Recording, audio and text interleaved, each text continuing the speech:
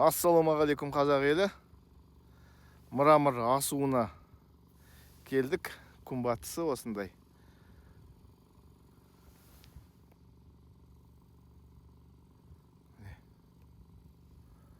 Мына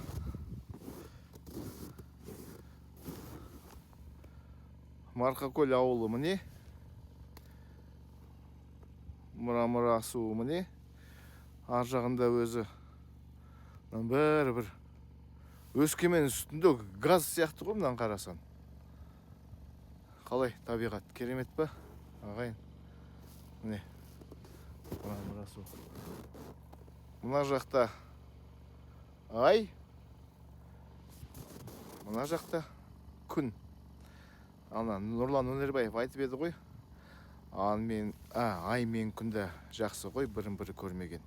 Сол сияқты ай мен күн кезігеді.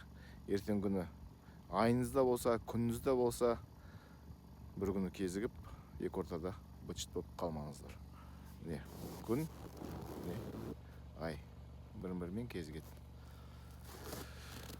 Мырамыр асуы деген осы.